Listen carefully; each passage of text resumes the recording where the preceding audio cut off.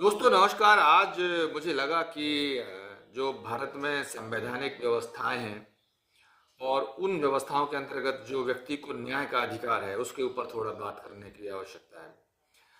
दोस्तों, जब हम आज़ाद हो रहे थे और इस देश को जब जब हमने आइडिया ऑफ इंडिया के अंतर्गत एक करने की कोशिश कर रहे थे और ये देश बहुत सारे टुकड़ों में बटा हुआ देश था, जब हम इसको इकट्ठा करने की कोशिश कर रहे थे तब हमने ये सब लोगों को सबको वादा किया था कि हम सबको न्याय देंगे। लेकिन आज उस न्याय पर कई तरह के सवाल खड़े हो रहे हैं और जिस तरह से हमारे देश की न्यायपालिका व्यवहार कर रही है, जिस तरह से हमारे यहाँ पे शासन प्रशासन व्यवहार कर रहा है, उससे मन थोड़ा विचलित सा हो रहा है कि अगर सरकार ही भेदभाव करेगी, अगर सरकार ही इनजस्टिस करेगी, तो फिर व्यक्ति किसके पास जाएगा। अभी पिछले दिनों आपने देखा कि किस तरह के विवादित बयान हाई कोर्ट्स के जजों के आ रहे हैं, किस किस तरह की अनाप शनाप बातें हमारे न्यायाधीश लोग कर रहे हैं। और आपने ये भी देख लिया कि अभी पिछले दिनों इलाहाबाद हाई कोर्ट ने तो किस तरीके का न्याय दिया एक बच्ची के मामले में। चारों तरफ उसकी आलोचनाएं हो रही हैं, चारों तरफ निंदा हो रही है। और अभी आपने देखा कि कुछ पिछले 1-2 सालों से जो बुलडोजर न्याय जिसको कहा जाता है, लोग बहुत उछल उछल के उस बुलडोजर न्याय का समर्थन करते हैं। दोस्तों, ये पूरी तरीके से असंवैधानिक व्यवस्था है। कोई माना कि देखिए, समाज बहुत सारी चीज़ों से मिलके बनता है। समाज में बहुत अलग अलग तरह के लोग रहते हैं और उन्हीं को एक साथ लेके चलने के लिए ही हमको न्याय की जरूरत पड़ती है। अगर व्यक्ति को लगेगा कि मेरे साथ अन्याय हो रहा है, तो वो उस अन्याय की प्रतिक्रिया में कुछ और करेगा। इसलिए जो हमारे यहाँ पे सुधारवादी दृष्टिकोण से न्याय को देखा गया है, उस पर सोचने की जरूरत है। मान लीजिए कि कोई व्यक्ति किसी अपराध में आरोपी पाया गया, तो आरोप होना और आरोप सिद्ध होना दोनों में बहुत फर्क है। तो पहले तो यह समझने की जरूरत है। दूसरा यह है कि न्याय देने की जो एक पूरी प्रक्रिया है और न्याय मांगने की जो एक पूरी प्रक्रिया है, वो बहुत अलग तरीके से हमने इस देश में व्यवस्थित की थी कि कार्यपालिका का काम अलग है, न्यायपालिका का काम अलग है। एक दूसरे के कार्यों में हस्तक्षेप नहीं करना चाहिए। और अगर कार्यपालिका न्यायपालिका का काम करने लगेगी तो फिर ये भी एक तरीके का अन्याय है। तो दोस्तों, अभी जो बुलडोजर न्याय पे जो हम बात कर रहे थे, आप देखिए कि अभी मैं ये बात आपसे इसलिए कहने जा रहा हूं कि एक मुझे थोड़ा राहत भरी खबर मिली। और वो राहत भरी खबर ये है कि अभी एक जस्टिस भुइयां हैं, उन्होंने बहुत बढ़िया बात कही है।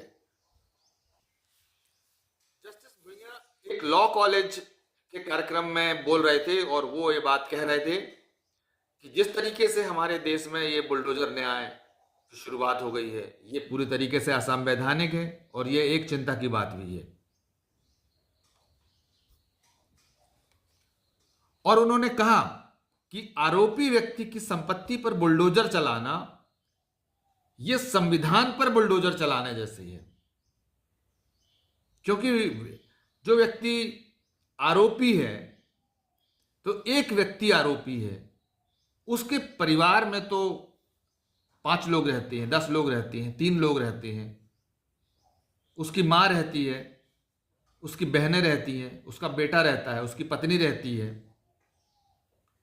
तो जब आप उसके घर पर बुलडोजर चला देते हैं तब आप उसकी मां से उसका छत छीन लेती हैं, उसकी बहन से उसका छत छीन लेते हैं, उसके बच्चों से उसका छत छीन लेते हैं, उसकी पत्नी से उसका छत छीन लेते हैं। और इनका उस पर क्या दोष है?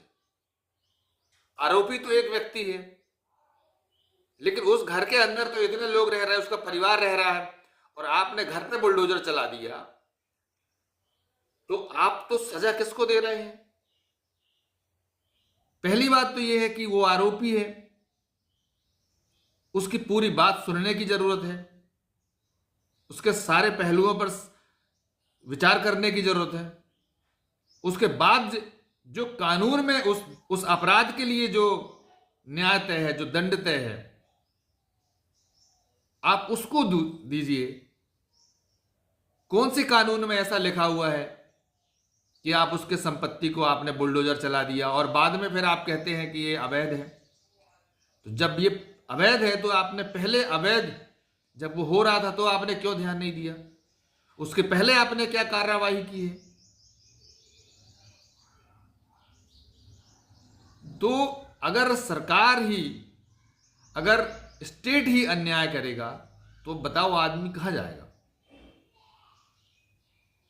और ये इसलिए हो रहा है क्योंकि जो लोग आज सत्ता में बैठे हुए हैं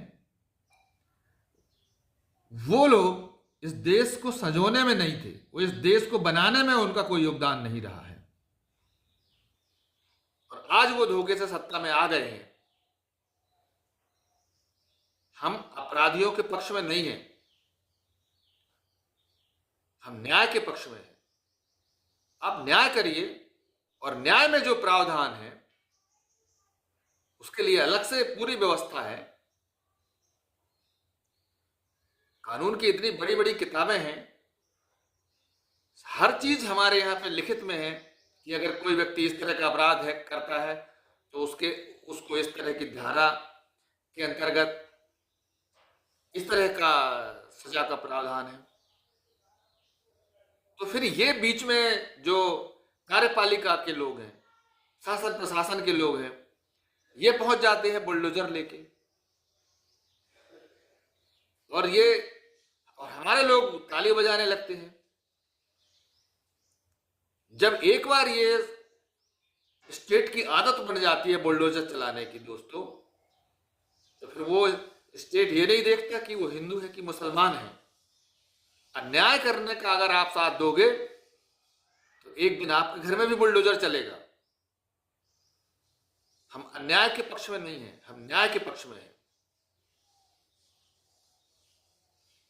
न्याय होते हुए भी दिखना चाहिए।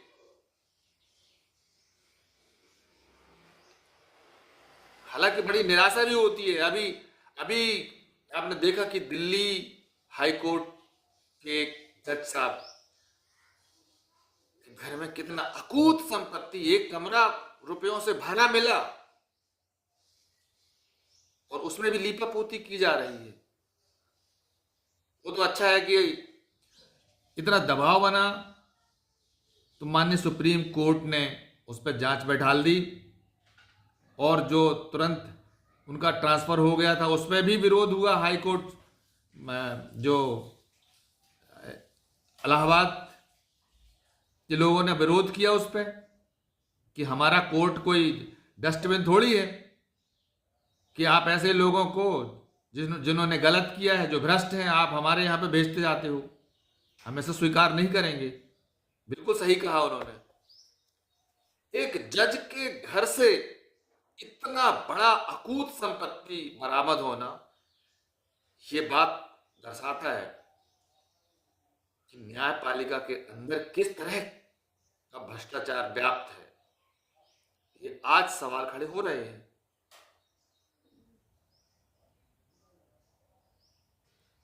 तो दोस्तों, समाज, जनता सबसे बड़ी होती है, और जनता को आगे आके इन चीजों पे सवाल उठाना चाहिए।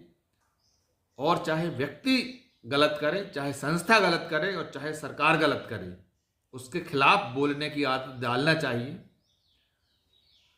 आप भक्ति काल में मत जिए, कि अगर हमारी पार्टी का सरकार है तो वो जो करे सही है। सरकार किसी पार्टी की नहीं होती है, सरकार सरकार होती है। और सरकार में एक बार व्यक्ति जब आ जाता है तो जो उसके अंदर घमंड और उसके अंदर जो अहम आ जाता है, उसको भी हम लोग अच्छे से जानते हैं। तो दोस्तों, ये यहीं तक आज। और आप कमेंट्स करके ज़रूर बताएं कि आप लोग इस बारे में क्या सोचते हैं। और यदि आप हमारे चैनल को पहली बार देख रहे हैं तो आप लाइक करिए, शेयर करिए और सब्सक्राइब भी कर दीजिए।